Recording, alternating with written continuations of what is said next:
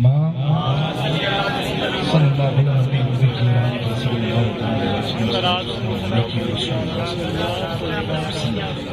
صدق اللہ العظیم۔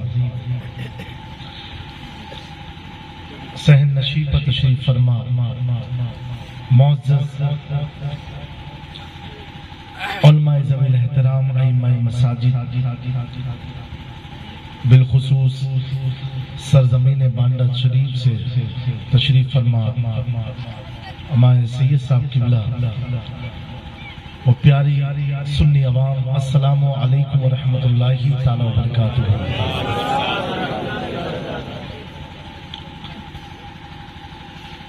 سب سے پہلے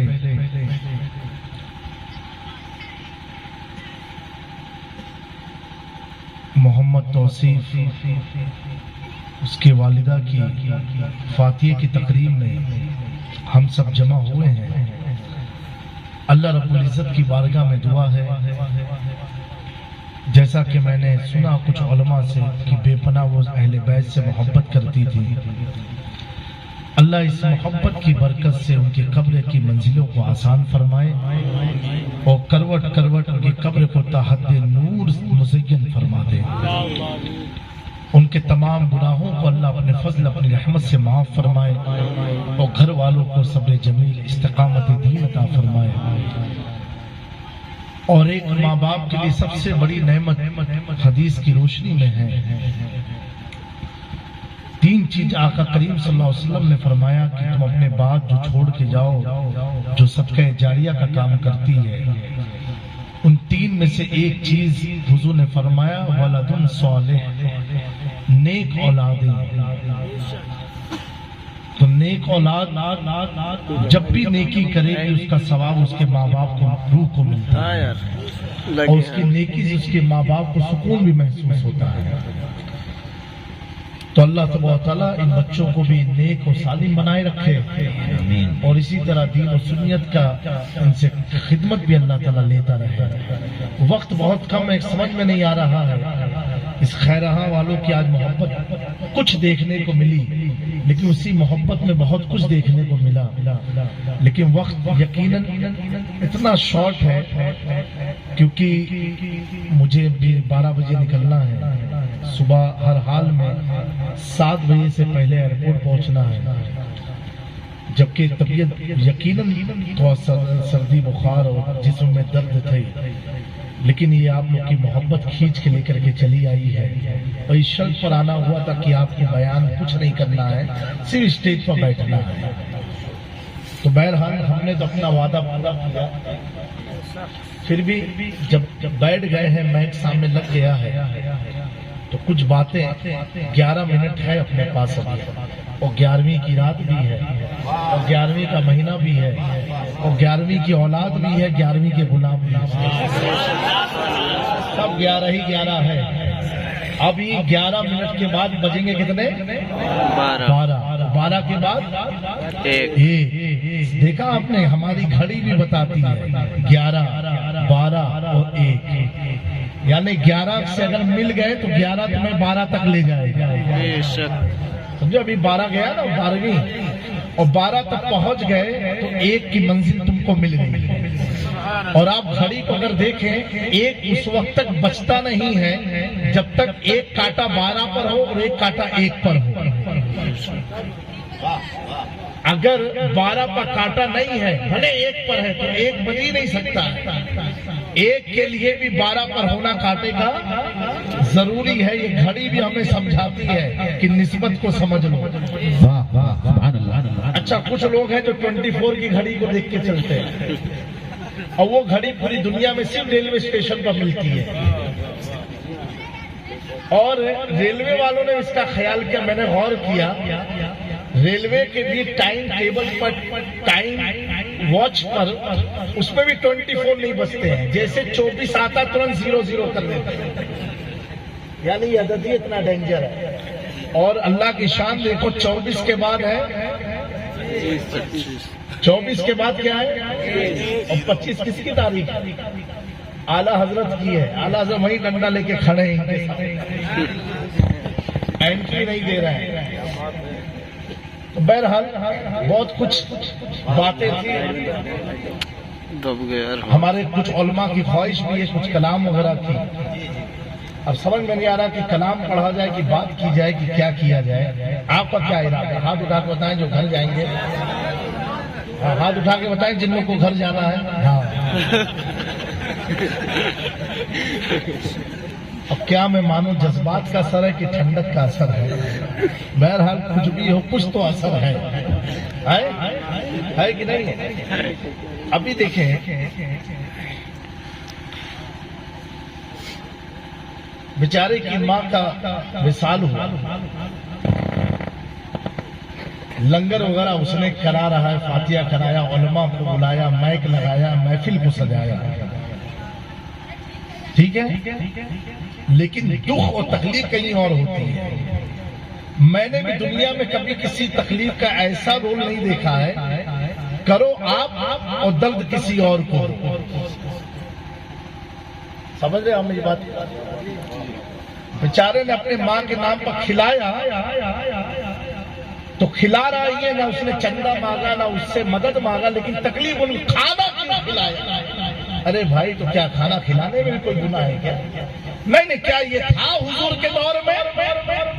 میں نے کہا نادان کسی دور میں تھا کہ نہیں تھا، میں تجھے سمجھاتا ہوں کہ کس دور میں. آپ لوگ کھلاتے ہیں کہ نہیں کھلاتے؟ ابھی 11ویں میں کھلانا ہے انشاءاللہ. بولو بھائی انشاءاللہ. دوستو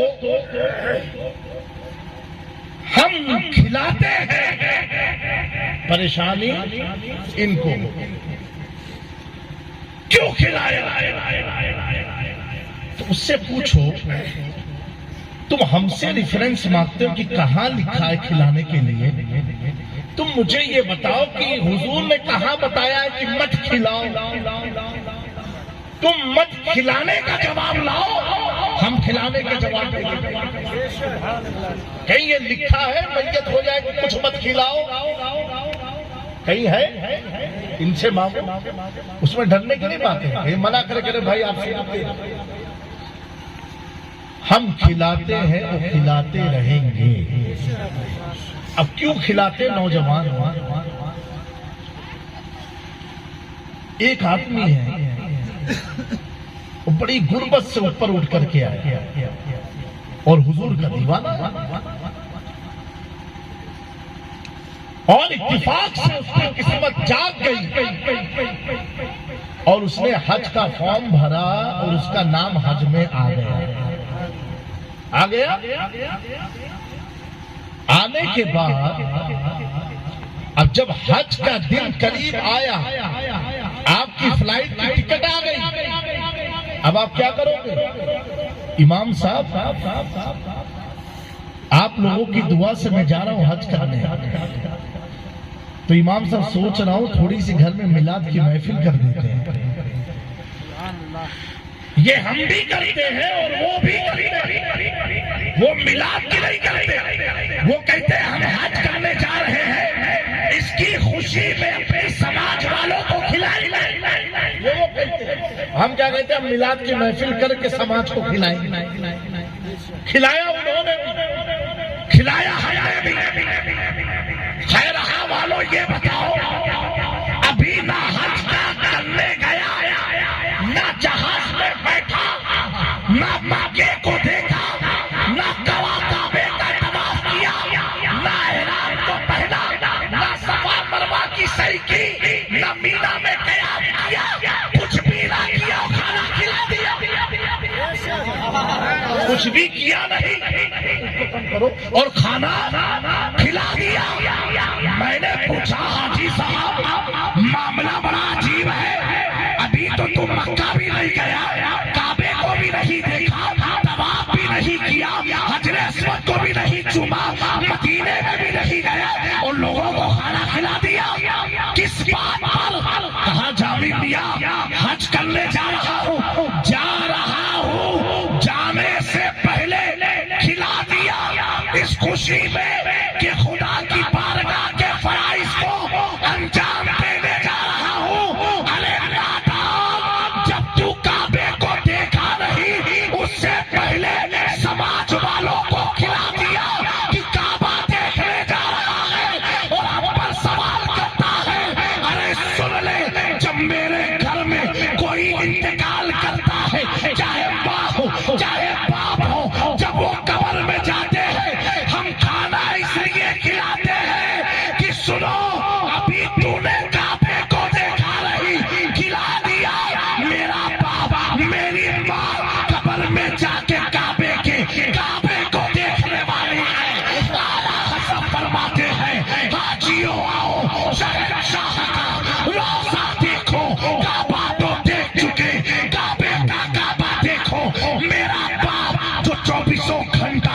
इसी गम में रोता था, मुस्तफा को देख लूं, मुस्तफा का जलवा देख लो।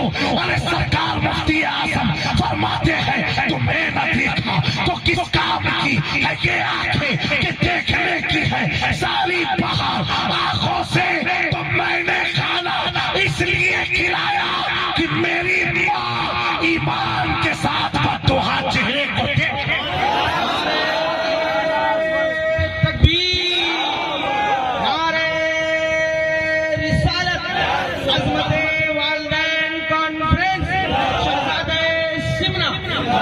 इसलिए दोस्तों उलमा मौजूद हैं, आप इनसे पूछो, क्या पूछो, एक बात बताओ, अगर आपके इस खैरहा से कोई लड़का कोई नौजवान तिजारत के लिए बंबई जाए ना तो खाली माँ बाप या दोस्त या भाई छोड़ने जाएंगे। लेकिन दोस्तों जब कोई हज करने जाता है तो इलाका छोड़ने जाता है, कुछ मखसूस लोग छोड़ने जाते हैं। लेकिन एक चीज जरूर याद रखना, ऐसा जरूरी नहीं है अगर तुम कहीं का सफर करो तो इलाके के इमाम भी तुमको छोड़ने जाए। हज करने जा रहे हो, इलाके का इमाम भी छोड़ने जाए, ये कोई जरूरी नहीं है। लेकिन सुनो सुनो, एक सफर ऐसा है जिंदगी का, कैसा सफर, नहाएगा तू नहलाएगा कोई और, पहनेगा तू पहनाएगा कोई और, तैयार होगा तू कराएगा कोई और, सवारी सफर करेगा तू करवाएगा कोई और। वो कैसा सफर है, वो कैसा सफर है, दुनिया में क्या क्या किया उसे छोड़ दे। अब अगर तेरा जनाजा ईमान के साथ रुखसत हो रहा है तो वक्त के इमाम को हुक्म है खड़े हो जाओ, खड़े हो जाओ। अगर पीर है पीर को भी हुक्म है खड़े हो जाओ, मुफ्ती है हुक्म है खड़े हो जाओ, मुहद्दिस है हुक्म है खड़े हो जाओ। मैं पूछना चाहता हूँ, अब तक तो ये खैरहा से कितने सफर करता था, इमाम साहब तुम खड़े ना हुए, आज खड़े क्यों हो रहे हो? जामी मियां तुम खड़े ना हुए, आज खड़े क्यों हो रहे हो? तो दोस्तों शरीयत कहती है इसलिए तुम खड़े हो रहे हो। अब तक जो ये सफर करता था अपने लिए करता था, तिजारत के लिए करता था, आज जो सफर कर रहा है ये मुस्तफा के दीदार का सफर है। नारे तकबीर, नारे रिसालत, अज़मते वालिदैन कॉन्फ्रेंस, हुजूर जामी मियां साहब किबला, मुस्तफा के दीदार का सफर हो रहा है, मुस्तफा के जलवों को देखने जा रहा है।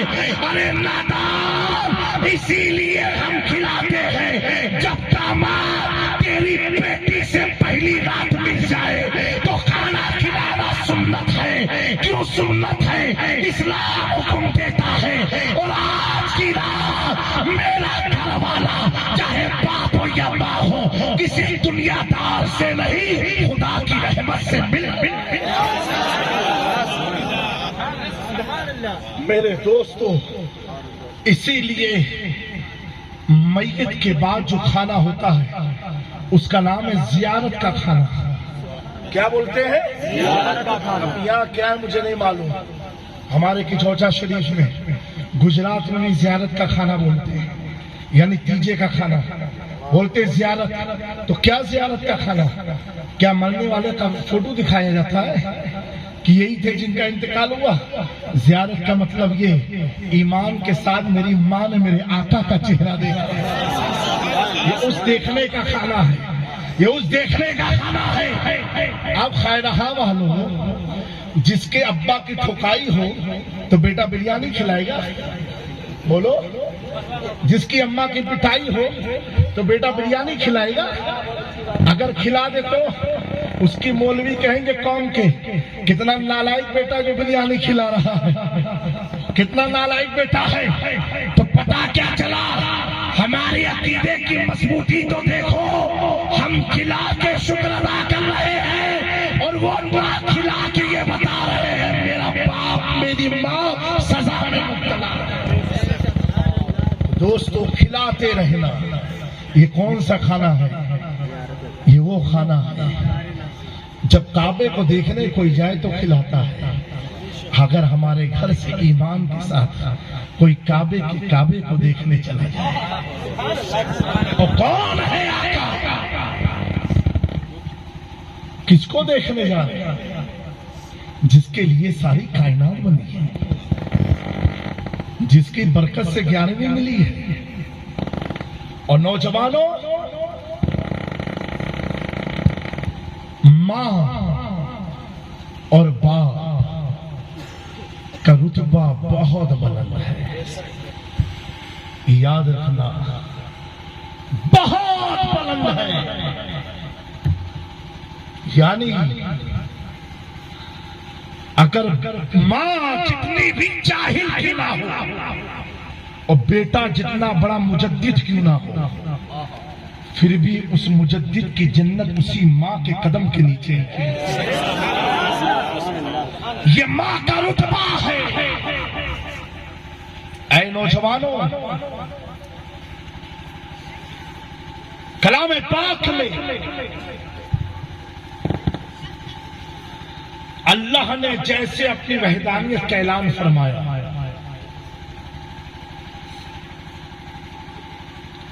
اللہ ایاہو، سوائے اللہ کے کوئی لا یعبدون، اس کے سوا کوئی عبادت کے لائق نہیں، صرف وہ ایک اکیلا ہے۔ اس کے بعد ترنت لائف بھی چینج نہیں ہوئی ہے، فرمایا وبالوالدین احسانا۔ جب اپنی وحدانیت کے بعد ماں باپ کی عظمت کا بیان کر رہا ہے، اس سے رب سمجھا رہا ہے، اے میرے بندو، عبادت کے لیے صرف رب ہی ہے جسے ہم اللہ کہتے ہیں۔ اور سنو، اس رب کے بعد اگر تم پر کسی کا احسان ہے، وہ تیری ماں اور تیرے باپ ہے۔ نوجوانوں، کبھی بھی غفلت میں بڑے منصب کو پا کر کے ماں باپ کو حقارت سے مت دیکھنا۔ حضور نے بددعا فرمائی ہے 3 مرتبہ۔ ترقی چاہتے ہو، عروج چاہتے ہو، منصب چاہتے ہو، خوشحالی چاہتے ہو، بے قرار دل کو قرار چاہتے ہو، اپنے کو مصیبت سے بچانا چاہتے ہو، ایک راستہ ہے، ماں باپ کی خدمت کرو، خدمت کرو۔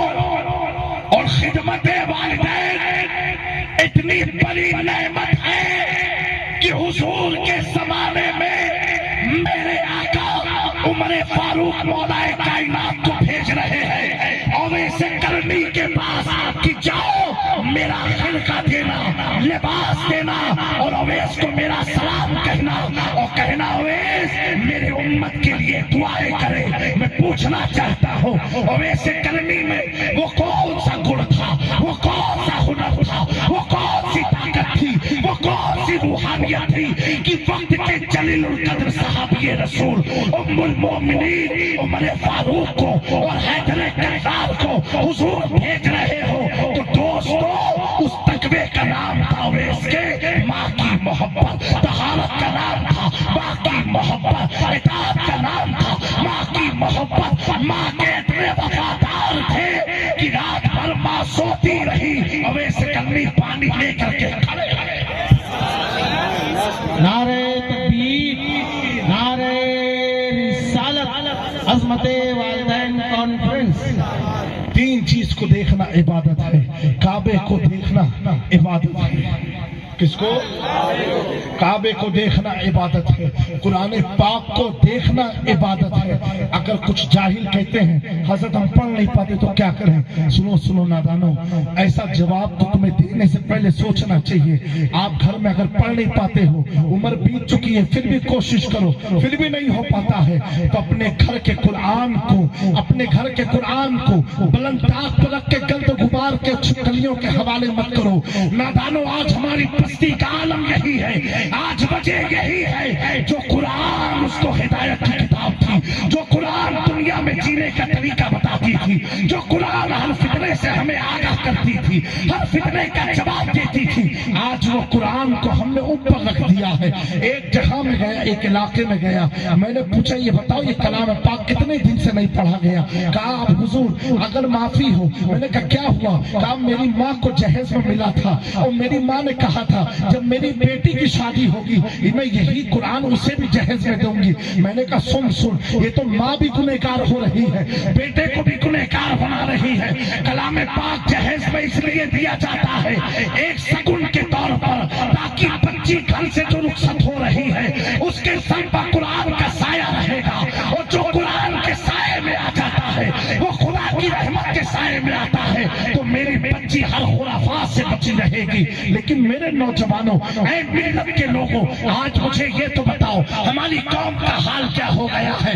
ہم قرآن کو کب پڑھتے ہیں؟ جب گھر میں میت ہو جائے۔ ہم قرآن کو کب پڑھتے ہیں؟ جب کورونا کال کا دور تھا۔ ہم قرآن کو کب پڑھتے ہیں؟ جب زلزلہ اور بھوکمپ کا خدشہ آ جائے۔ ہم قرآن کو کب پڑھتے ہیں؟ جب باڑھ آ جائے۔ ہم قرآن کو کب پڑھتے ہیں؟ جب بجلیاں خوب کڑکتی ہے۔ ہم قرآن کو کب پڑھتے ہیں؟ جب آندھی اور طوفان اپنی لپیٹ میں انسانیت کو لپیٹنا چاہتا ہے۔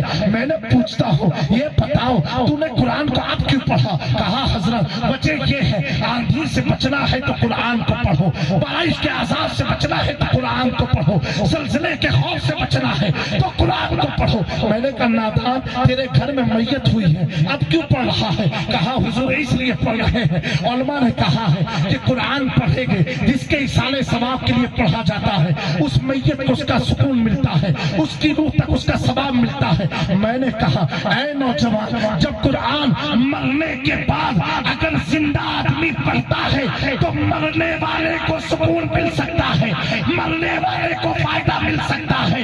ارے نوجوان اسی مردہ سے سمجھ لے جو قرآن والوں کو فائدہ دے سکتا ہے تو زندگی میں اگر پڑھے گا تو تجھے بھی بڑا فائدہ۔ میرے دوستو کلام پاک کو قرآن خوانی والی کتابیں مت پڑھو۔ میرے پیارو اپنی کامیابی چاہتے ہو تو قرآن کو پڑھو۔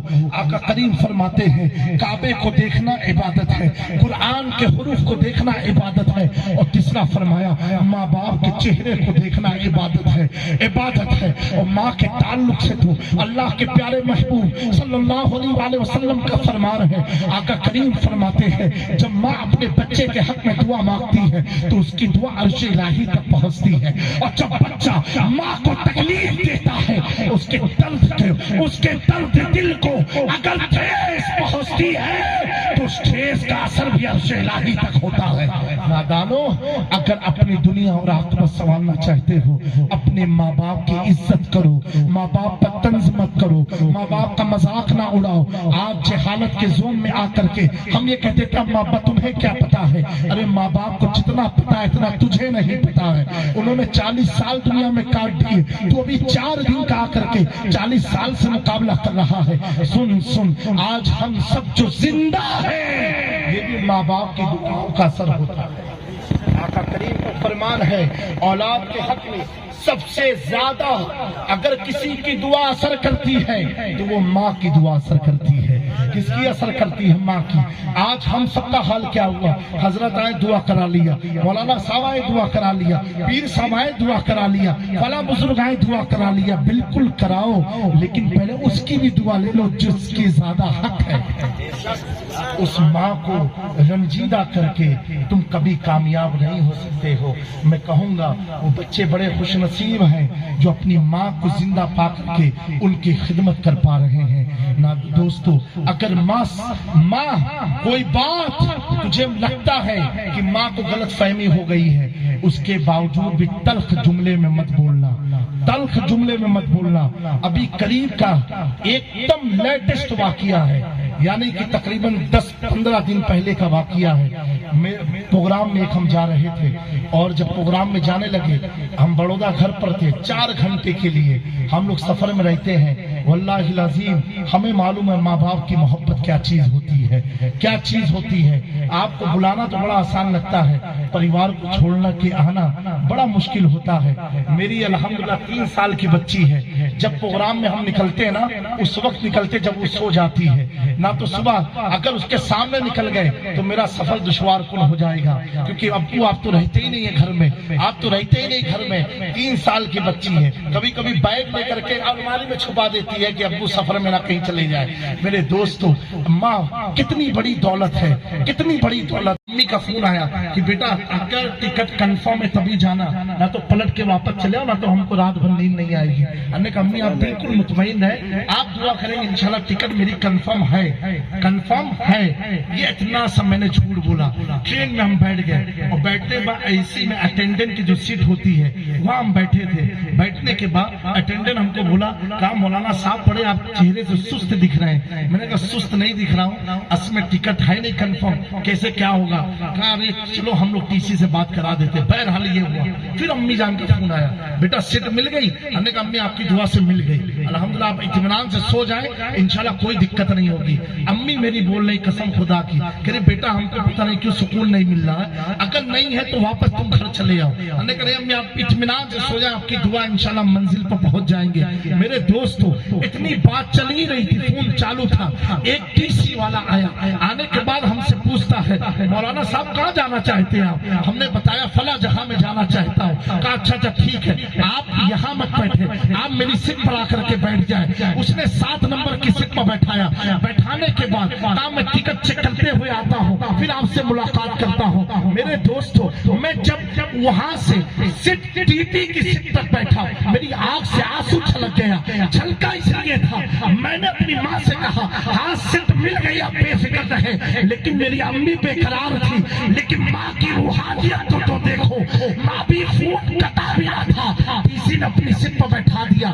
بیٹھانے کے بعد اللہ کی عزت کی قسم جس کے دستے قدرت میں میری جان ہے، میرے دوستو جب کسی پلٹ کے آیا میں نے اس سے پوچھا کہ سر آپ اچانک یہاں کیسے آ گئے؟ اس نے کہا گرو جی مجھے کچھ معلوم تو نہیں ہے، میرے لسٹ میں وہ کوچ نہیں ہے جہاں آپ بیٹھے تھے، لیکن اندر سے کوئی مجھے کہہ رہا تھا آگے جا کے دیکھو، آگے جا کے دیکھو۔ جیسے میں آگے آیا آپ کا چہرہ دیکھا، مجھے ایسا محسوس ہوا میری آتما کہہ رہی تھی اسی بندے سے ملنا ہے، اسی بندے سے ملنا ہے۔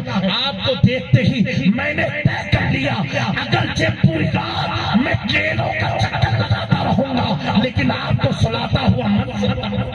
سبحان اللہ سبحان اللہ۔ میرے دوستو یہ ماں کی دعا ہوتی ہے کہ میں نے وہیں سے ویڈیو کال کر کے اپنی ماں کو دکھایا۔ ہم نے کہا امی جان آپ دیکھ لیں، سیٹ بھی مل گئی، بستر بھی لگا ہے، اب ہم سونے جا رہے ہیں، اب آپ بھی سو جائے۔ دوستو پتہ کیا چلا، میں اس رات 2 سے 3 گھنٹہ میری آنکھوں سے آنسو چلتا رہا، دل روتا رہا کہ ماں کا سایہ کتنی بڑی نعمت ہے، ماں کا ہاتھ کتنی بڑی نعمت ہے۔ ارے اس سے پوچھو جس کے سر پر ماں کا سایہ نہ ہو۔ میرے دوستو امام حسین کی جیت کی سب سے پہلی سیڑھی کا نام ماں کی دعا تھی، اور کیسی دعا جو بچپن کے عالم میں جب سیدہ فاطمہ کو پتا چلا تھا کہ میرا یہ بیٹا شہید ہوگا، سیدہ فاطمہ نے عرض کیا یا رسول اللہ آپ دعا فرما دے اس وقت کربلا کے میدان میں میرا بیٹا میرے خون کا حق ادا کر دے۔ سبحان اللہ سبحان میرے ماں کی خدمت کرو، ماں کی خدمت جنت لے جاتی ہے، اور ماں سے دور رہوگے کبھی کامیاب و سکسیس نہیں ہو سکتے ہو۔ ماں تو وہ چیز ہے جو ساری کائنات کے لیے رحمت ہے۔ ہمارے آقا صلی اللہ علیہ وسلم ایک بار حضور پاک صلی اللہ